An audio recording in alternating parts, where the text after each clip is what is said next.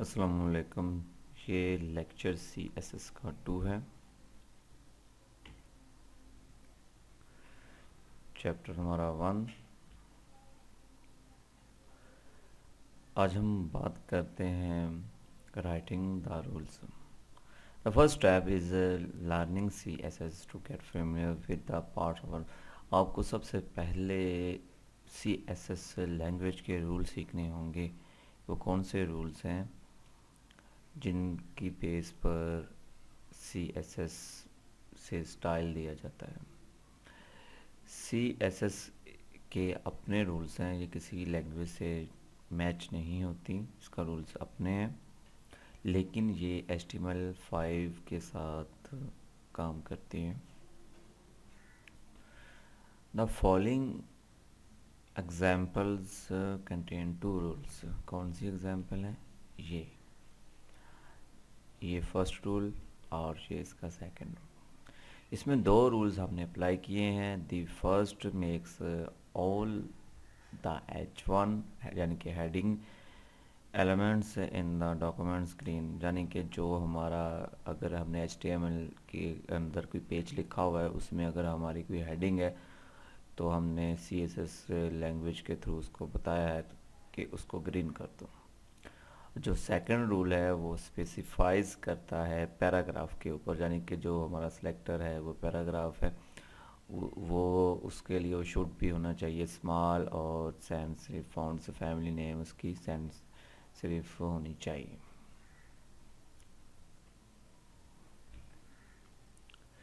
अब जो पहले आप थोड़ा सा कंफ्यूज हो गए थे, लेकिन आपकी कंफ्यूजन दूर करने के लिए अब डीपली आपको बताया जाता है कि जो CSS का स्टाइल है उसमें 2 चीज़ें होती हैं, एक सिलेक्टर एक डिक्लेरेशंस। और डिक्लेरेशन की भी आगे 2 चीज़ें होती हैं, एक उसकी प्रॉपर्टी और उसकी वैल्यू। ये 2 स्टाइल से हम CSS रूल्स लिख सकते हैं, लैंग्वेज लिख सकते हैं। पहला स्टाइल ये है सिलेक्टर्स, दूसरा सिलेक्टर्स। ये देखें इसके अंदर हमने ये यहाँ से ब्रैकेट डाली और यहाँ से ब्रैकेट डाली। आपने जब भी CSS लिखना है तो आपने फर्स्ट जो है अगर इस तरह भी लिख दे तो आपका जो कोड है वो एक्सेप्ट हो जाएगा, लेकिन मैं आपको रिकमेंड करता हूँ जो भी अच्छे प्रोग्रामर्स होते हैं वो सेकंड जो इसकी शेप है, रूल तो वही है लेकिन इसकी शेप में डिफरेंस है। ये शेप अच्छी लगती है और इसको इजी टू अंडरस्टैंड समझने के लिए भी आसान है। जैसा कि मैंने आपको पहले बताया, इन CSS टेक्नोलॉजी में 2 main sections of a rule. Rule के 2 मेन सेक्शंस हैं। रूल जो लिखने का रूल, कोई परेशान हो रूल क्या चीज़ है।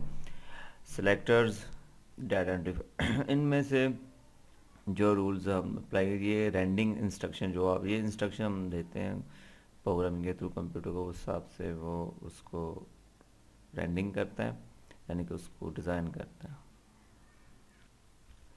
एक चीज़ आपके लिए और इम्पोर्टेंट मैं आपको बताता हूँ, टेक्निकली जो सेमी कॉलम है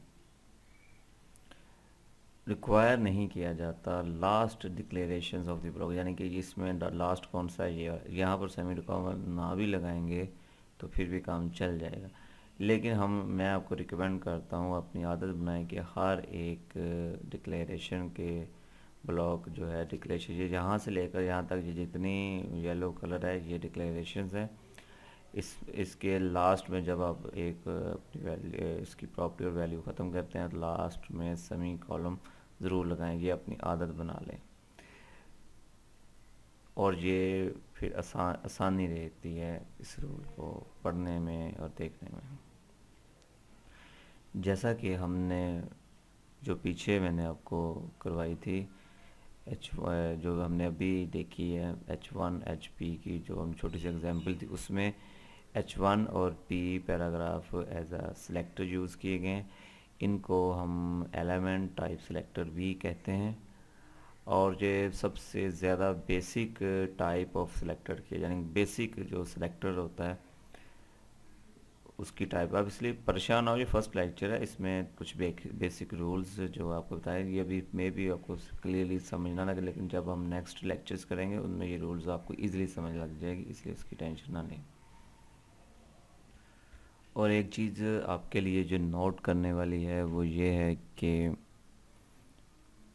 जो भी आपकी डिक्लेरेशंस है वो सेमी कॉलम के साथ ही एंड होनी चाहिए। अगर आप भूल जाते हैं सेमी कॉलम लिखने में तो जो आपकी डिक्लेरेशंस है, यानी मैं दोबारा रिपीट कर रहा हूँ, डिक्लेरेशंस प्रॉपर्टी प्लस वैल्यू को कहते हैं।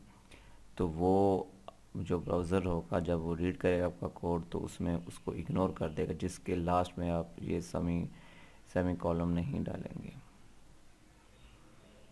अब नेक्स्ट चलते हैं।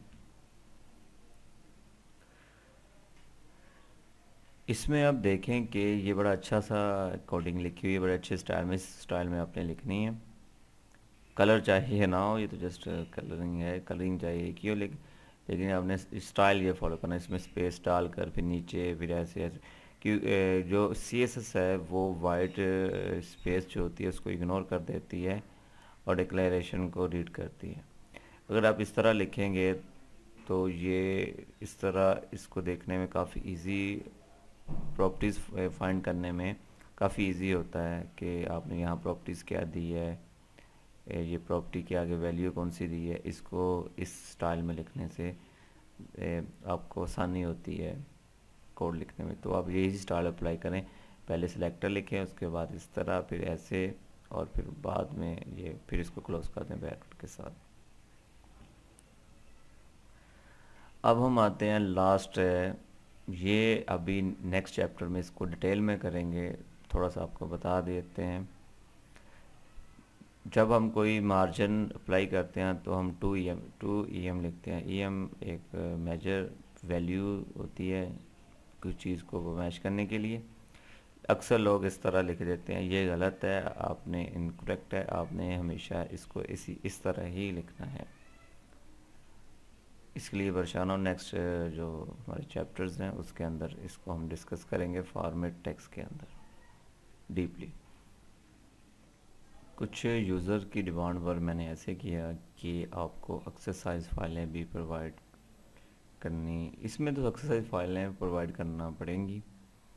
तो जो एक्सरसाइज फाइल करेंगे, यार हमारा लेक्चर 2 है, तो आपने सबसे पहले इस पर क्लिक करना जब भी आप वेबसाइट पर आएँ, लर्न CSS पर। और याद रखें कि ये देखें लिखा, अगर आप पाकिस्तानी हैं तो सबसे पहले अनब्लॉक करें यूट्यूब को।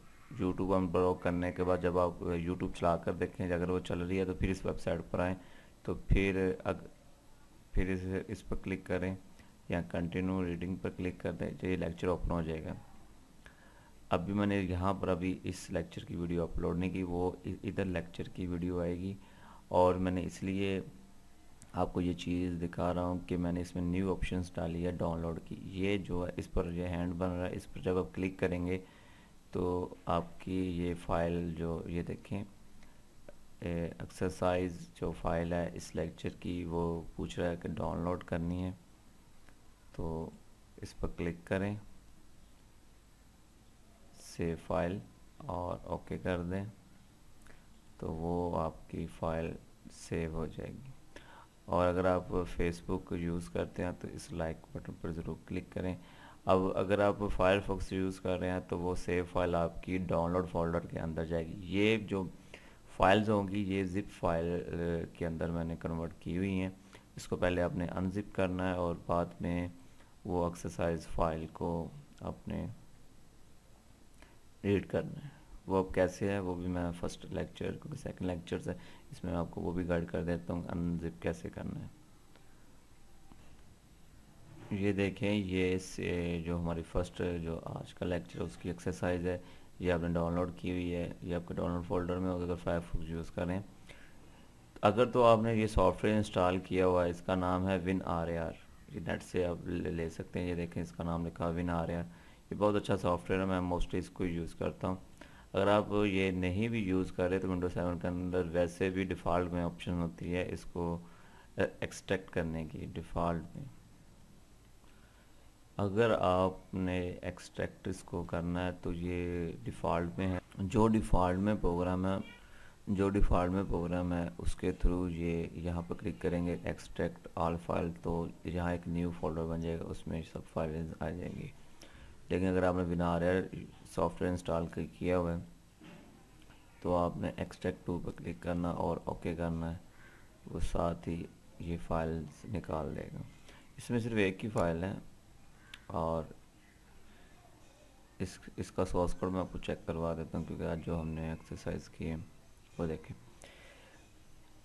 ये मैंने जस्ट सिंपल सा लिखा हुआ है, इसके ऊपर मैंने अंदर ही एम्बेडेड स्टाइल ये हेड टैग के अंदर ये मैंने CSS रूल जो आपने लेक्चर्स के अंदर यानी कि देखे हैं, H1 सेलेक्ट और PH, तो इसको जब आप ओपन करेंगे एक्सप्लोरर में, फायरफॉक्स से आप ओपन कर लें, कोई भी आपके पास है, तो ये स्टाइल ये देखें, ये H1, तो H1 का मतलब मैंने इस सेलेक्टर H1 है, तो जितने H1 जो हेडिंग होगी वो सब ग्रीन हो जाएंगी, जितने पैराग्राफ होंगे उनको ये स्टाइल अप्लाई हो जाएगा, यानी कि फ़ॉन्ट साइज स्मॉल और फ़ॉन्ट फैमिली सैंड इनफ हो जाएगी। आपको इसका प्रीव्यू भी चेक करवा देते हैं। ये देखें, इसका प्रीव्यू इस तरह नज़र आएगा। अब अगर आपने मेरे लेक्चर्स पिछले किए होंगे, मैं आपको जस्ट फाइल्स प्रोवाइड करूँगा, प्रीव्यू आप खुद ही चेक किया करेंगे नेक्स्ट लेक्चर्स के अंदर। अगर कोई प्रॉब्लम्स हो तो मुझे ईमेल करें, rana.pk पर कॉन्टेक्ट फॉर्म है, वहाँ से आप मुझे फॉर्म सबमिट कर सकते हैं जो आपको प्रॉब्लम्स आ रही हैं। ओके, अल्लाह हाफिज़।